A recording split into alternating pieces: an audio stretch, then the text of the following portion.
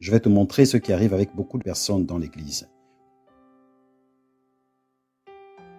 Pour elles ne comprennent pas la parole de Dieu parce que elles veulent faire leur propre volonté. Elles résistent à la parole de Dieu. Elles restent à l'intérieur de l'Église, sans quitter leur place. Pire, elles ne changent pas leur vie et si elles meurent, elles vont en enfer. Si Jésus revient, elles restent. Pourquoi? Parce qu'elles n'obéissent pas à la parole de Dieu. Jésus a dit, cherchez premièrement quoi? Le royaume de Dieu et sa justice, et les autres choses seront données par-dessus. Bon, disons que le pasteur Raphaël, qui est un peu plus proche de moi, symbolise le Seigneur Jésus, d'accord? Qui est toujours avec les bras ouverts. Disons ici que le pasteur Marcos représente la vie financière. Disons que le pasteur Vander symbolise la santé. Disons que le pasteur Marco symbolise la famille. La famille. Donc ici, la vie financière, ici, la santé, qui sont des choses très importantes. Ici, il symbolise quoi? La famille. Et celui-ci symbolise la vie sentimentale. Les gens viennent à l'église et disons que moi, je vous représente. Jésus est là, voulant un engagement, voulant vous sauver. Jésus est ici. Les gens ne viennent pas à l'église préoccupés à la volonté de Jésus, préoccupés avec leur salut. Elles viennent préoccupées à résoudre leurs problèmes.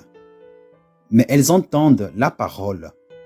Et le problème est qu'après avoir entendu la parole, beaucoup n'obéissent pas. Jésus est ici et veut vous donner tout ce avec quoi il veut vous bénir. Il veut changer votre vie, mais la personne ne veut rien avoir avec lui. La personne entend la parole et dit « Seigneur, je m'arrangerai plus tard, mais je dois arranger ma vie économique. » Et elle court derrière la bénédiction. « Oh mon Dieu, ce problème de santé est apparu. Jésus, cet examen que j'ai fait, mon Père, je dois résoudre ce problème. » Elle reste à courir comme ça.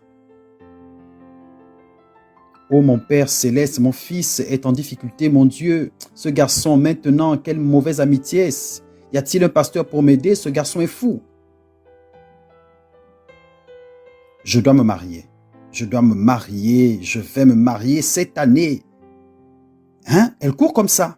Je dois me marier, mon Dieu. Mon ami s'est marié, tout le monde se marie. Ils disent que je vais rester dans la maison de ma tante. Jésus veut tout lui donner. Vous riez, mais c'est la réalité dans l'église. Et c'est Jésus qui pleure parce qu'il sait que l'âme de la personne dans cette situation ira en enfer. Et puis la personne entend une parole forte. Seigneur, attends encore un peu. Je suis là pour résoudre la situation. Je dois être guéri. Il faut que je guérisse. Elle se bat pour obtenir sa guérison. Parfois, elle y parvient même. Elle y parvient. Elle s'accroche. Elle s'accroche. Elle y parvient. Elle est guérie. Sauf que le témoignage de guérison, le témoignage de prospérité, de famille, de vie amoureuse, glorifie Dieu, mais ne sanctifie pas Dieu. Glorifie Dieu car cela montre qu'il vous a béni. Mais ce qui glorifie Dieu, c'est votre changement, votre conduite.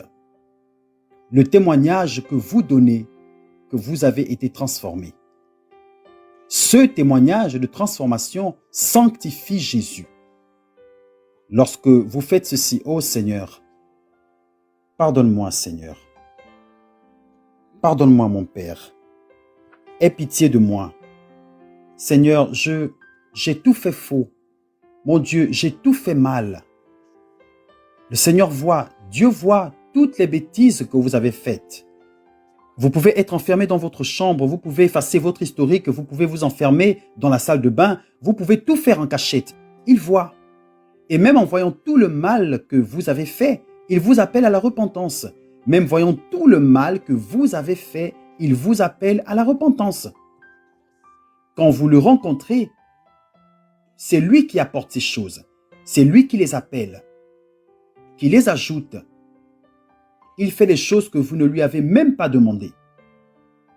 Mais les gens font passer ces choses en premier et lui en dernier.